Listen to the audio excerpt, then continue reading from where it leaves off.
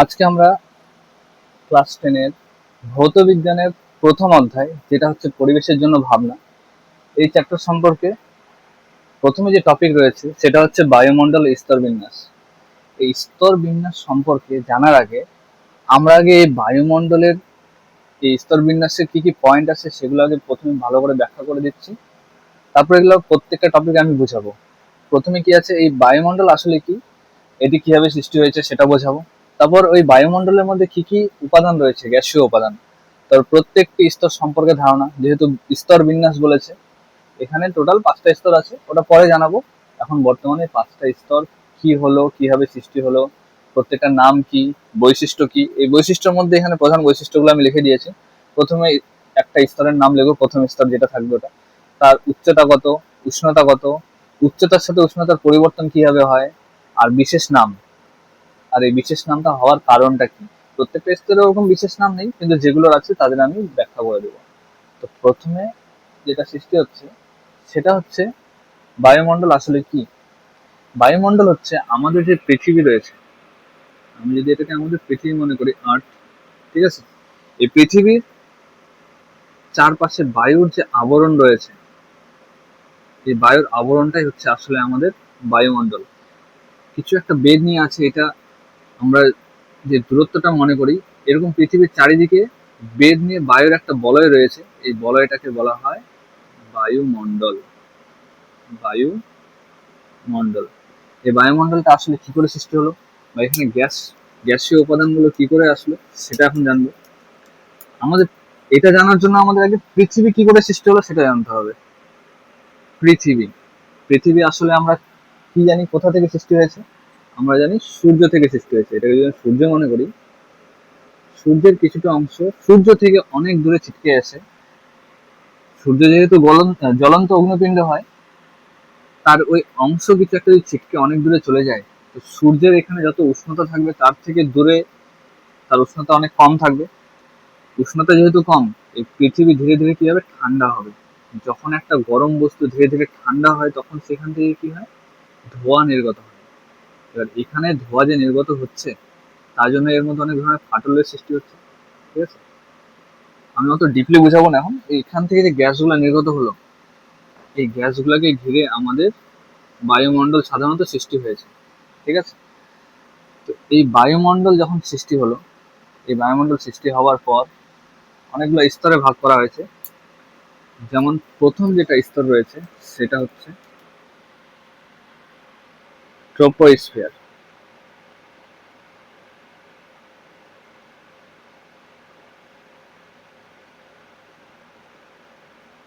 Troposphere,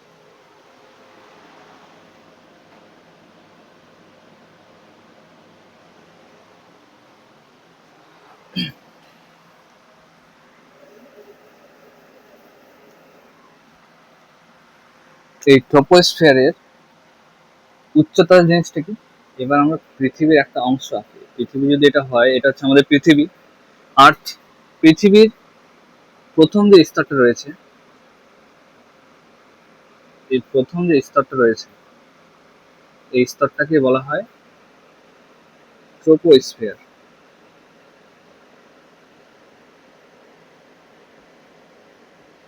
এই troposphere এর প্রথমে যেটা পয়েন্ট আছে, উচ্চতা।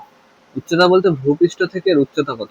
ভূপৃষ্ঠ থেকে এর উচ্চতা, ভূপৃষ্ঠ যেহেতু 0, 0 কিমি থেকে কত কিমি অবধি থাকে এটা, প্রায় 15 কিমি, প্রায় 15 কিমি, প্রায়, ঠিক আছে। এটা প্রায় ধরা হয়, এক্সাক্ট হয় না। তো উচ্চতা কত, 0 থেকে 15 কিমি। উষ্ণতা কিরকম, এই স্তরে উষ্ণতা নিচে থেকে, মানে ভূপৃষ্ঠ থেকে যত উপরে উঠে যাবে তত উষ্ণতা কমতে থাকে। তো এর উষ্ণতা প্রায় 15 ডিগ্রি সেলসিয়াস থেকে 15 থেকে -56 ডিগ্রি সেলসিয়াস অব্দি থাকে, ঠিক আছে। এই স্তরে উচ্চতার সাথে উষ্ণতার কিরকম পরিবর্তন হয়, ভূপৃষ্ঠ থেকে যত উপরে যাবো এই স্তরে তত উষ্ণতা কমতে থাকে, তত কি হয়, কমতে থাকে। তাহলে কি হবে, উষ্ণতা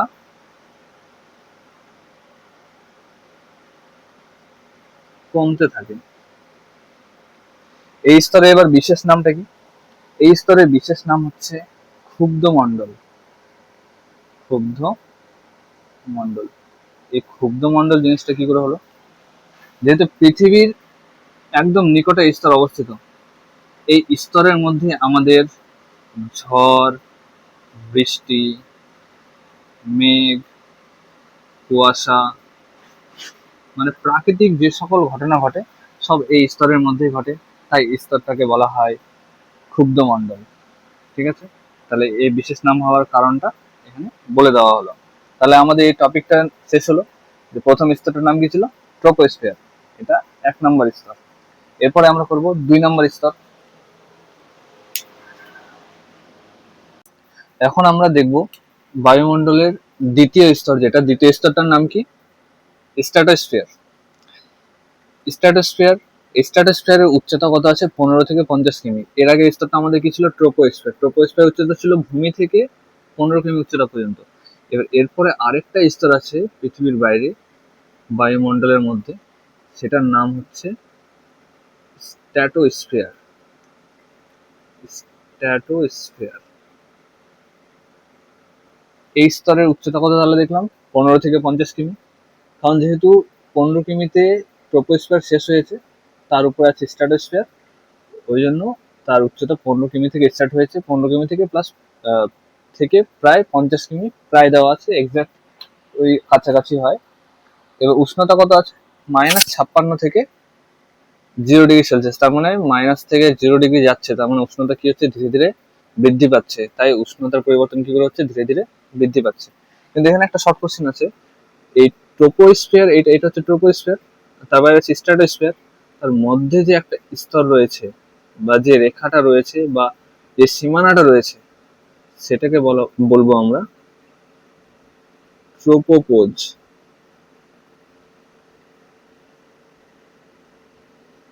ট্রোপোপোজ। ট্রোপোস্ফিয়ার আর স্ট্র্যাটোস্ফিয়ারের মধ্যে থাকে ট্রোপোপোজ। আর এই স্তরে স্ট্র্যাটোস্ফিয়ার যে স্তরটা হলো দ্বিতীয় স্তরটা, এই দ্বিতীয় স্তরটার আরেক নাম কি? শান্তমণ্ডল। শান্তমণ্ডল কেন? কারণ এই স্তরের মধ্যে বায়ুমণ্ডলের কোনো বেশি পরিমাণে কোনো বাতাস, বায়ু, মেঘ, ঝড়, ঝঞ্ঝা এগুলো কিছু নেই। তাই এই স্তরের মধ্যে দিয়ে আমাদের জেট প্লেন, এরোপ্লেন হোক, জেট প্লেন হোক, এগুলো চলাচল করে। ঠিক আছে, তাই এটাকে বলা হয় শান্তমণ্ডল। এবার আমরা 3 নম্বর স্তরে যাব। এইবার আমরা দেখব বায়ুমণ্ডলের তৃতীয় স্তর। প্রথম স্তর ট্রোপোস্ফিয়ার হলো, এটা প্রথম স্তর। দ্বিতীয় স্তর স্ট্র্যাটোস্ফিয়ার।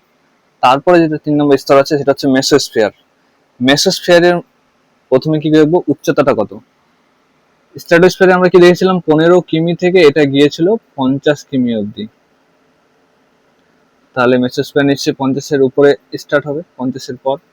তাহলে এই স্তরটা কি হবে আমাদের? মেসোস্ফিয়ার। মেসোস্ফিয়ার। তাহলে এর উচ্চতা কত? এর উচ্চতা হচ্ছে 50 থেকে 80 কিমি। ঠিক আছে, উচ্চতা হয়ে গেল। এবার উষ্ণতা কিরকম পরিবর্তন হয়? এখান থেকে যত উপরে উষ্ণতা যাচ্ছে, 0 ডিগ্রি থেকে -92 ডিগ্রি হয়ে গেছে, মানে উষ্ণতা ধীরে ধীরে হ্রাস পাচ্ছে। তাহলে উচ্চতার সাথে উষ্ণতা পরিবর্তন কিরকম হয়? উচ্চতার সাথে উষ্ণতা কি হয়? হ্রাস পাচ্ছে, যেহেতু 0 থেকে -92 ডিগ্রি হলো। ঠিক আছে, তাহলে উষ্ণতা হ্রাস পাচ্ছে, যেহেতু -92 ডিগ্রি সেলসিয়াস প্রায় প্রচন্ড ঠান্ডা। তাই এই স্তরের নাম হচ্ছে শীতল মণ্ডল। এই স্তরটার নাম শীতল মণ্ডল। আর বিশেষ নাম হওয়ার কারণটাই হচ্ছে কারণ ওখানে প্রচন্ড ঠান্ডা থাকে তাই। তো এবার যেমন এখানে ট্রোপোস্ফিয়ার আর স্ট্র্যাটোস্ফিয়ারের মাঝে একটা স্তর ছিল, সেভাবে সেটা হয়ে গেছিল আমাদের ট্রোপোপোজ।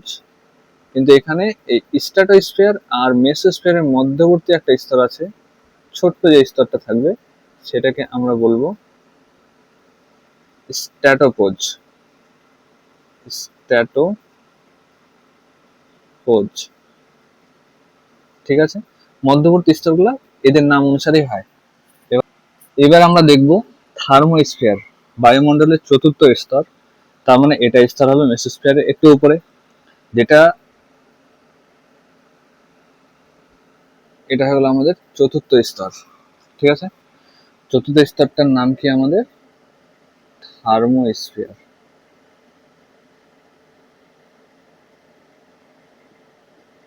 প্রথমে এর কি দেখবো? উচ্চতা। উচ্চতা কত? 80 থেকে শেষ হয়েছিল আমাদের মেসোস্ফিয়ার। 80 থেকে 500 কিমি পর্যন্ত, প্রায় অনেকটা বড় স্তর এটা। ঠিক আছে, এটা হয়ে গেল ওর উচ্চতা। এবার উষ্ণতা কি? -92°C থেকে 1200°C, মানে অনেকটা উষ্ণতা বৃদ্ধি পেয়েছে। তাহলে উচ্চতার সাথে উষ্ণতা কিরকম পরিবর্তন হয়েছে? উচ্চতার সাথে উষ্ণতা কি হয়েছে? বৃদ্ধি পেয়েছে। তো বৃদ্ধি পেলে কি হবে? বৃদ্ধি পায়, তাই এই স্তরের নাম কি দেওয়া আছে? আয়নোস্ফিয়ার। আয়নোস্ফিয়ার কেন নাম লেখা আছে? এই স্তরের মধ্যে বিভিন্ন রশ্মি, যেমন ইউভি রশ্মি, তারপর মহাজাগতিক রশ্মি,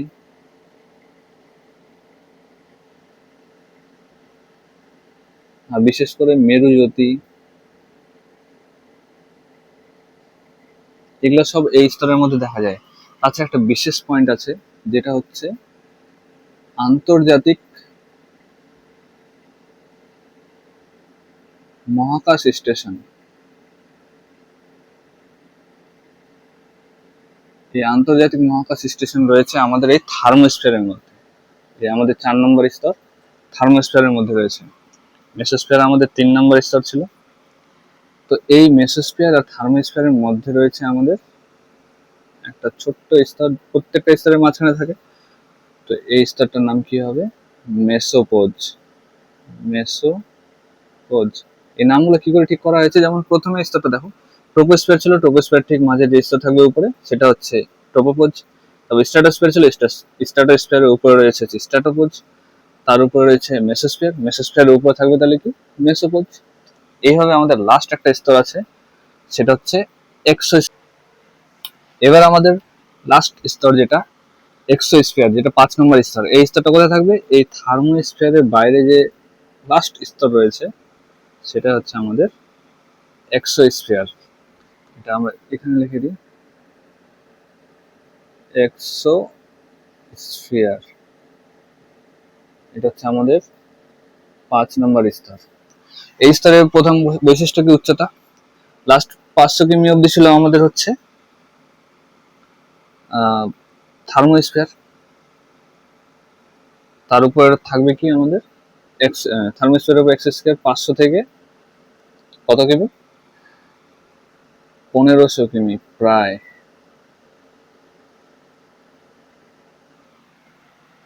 তোমাদের এই স্তরের কথা আমরা বললাম কিনা, এটা হচ্ছে আমাদের প্রথমে ট্রোপোস্ফিয়ার, স্ট্র্যাটোস্ফিয়ার, মেসোস্ফিয়ার, থার্মোস্ফিয়ার। থার্মোস্ফিয়ারে এই ছোট্ট স্তরটা তাহলে আমাদের কি হবে? থার্মোপোজ। থার্মোপোজ লেখা হয়েছে? হয়নি। তাহলে এটা কি হবে? থার্মোপোজ। যে স্তর থাকবে তার উপরে যে ছোট স্তরটা আছে সেটাই হচ্ছে তার, ওই নামটা দিয়ে পোজ লিখে দিতে হবে। যেমন ট্রোপোস্ফিয়ার ছিল ট্রোপোপোজ, স্ট্র্যাটোস্ফিয়ার ছিল স্ট্র্যাটোপোজ, মেসোস্ফিয়ার ছিল মেসোপোজ। মেসোপোজ লিখেছি কোথাও, এই মেসোপোজ। থার্মোস্ফিয়ার জন্য থার্মোপোজ। এবার হচ্ছে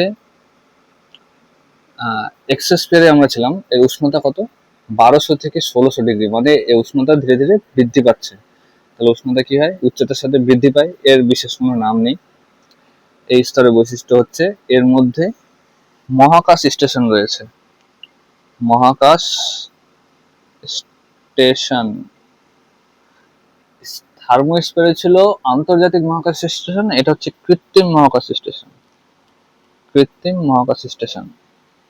এই স্তরের উষ্ণতা সবচেয়ে বেশি, 1200 থেকে 1600°C। এইবার এতগুলো স্তর, মেইন আমাদের 5টা স্তর রয়েছে। 5টা স্তরের বাইরে আরেকটা স্তর রয়েছে, যেটা হচ্ছে এমনি লেখা হয় না, কিন্তু বাইরে যে শেষ সীমা রয়েছে আমাদের বায়ুমণ্ডলের, তার নামটা আমি একবার বলে দিই, সেটা হচ্ছে আমাদের ম্যাগনেটোস্ফিয়ার। ম্যাগনেটোস্ফিয়ার। ম্যাগনেটোস্ফিয়ার। এই ম্যাগনেটোস্ফিয়ারে কি হয়? আমাদের যেহেতু ভূপৃষ্ঠ একদম বাইরে, মানে বায়ুমণ্ডলে একদম বাইরের শেষ সীমা, তাই এর উষ্ণতাটা প্রায় এর থেকেও বেশি হয়। কিন্তু আমাদের মেন যেটা কোশ্চেন থাকবে, যদি আমাদের বলে যে বায়ুমণ্ডলের সবচেয়ে উষ্ণতম স্তরের নাম কি, তাহলে আমাদের কি হবে, ওটা এক্সোস্ফিয়ার। সবার থেকে লাস্টে যেটা আছে 1200 থেকে 1600 ডিগ্রি সেলসিয়াস। ম্যাগনেটোস্ফিয়ার উষ্ণতা তার থেকেও বেশি, কিন্তু ওটা আমাদের মেন স্তরের মধ্যে গোনা হয় না। তাহলে আমাদের 5টা স্তর হলো।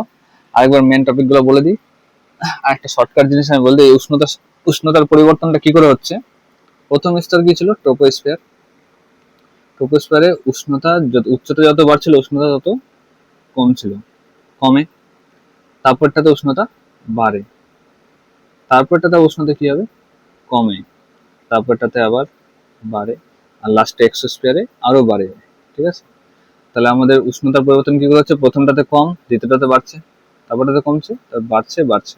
তাহলে একবারে মনে থাকবে, কমছে, বাড়ছে। ঠিক আছে, এটাই ছিল আমাদের প্রথম যে টপিকটা, বায়ুমণ্ডলের স্তরবিন্যাস। আশা করি বুঝাতে পেরেছি। যদি কোনো জায়গায় প্রবলেম থাকে কমেন্টে জানাও। আর তাছাড়া বুঝতে যদি অসুবিধা হয়, তাহলে ভিডিওটা ধীরে ধীরে স্কিপ করে দেখো। Thank you.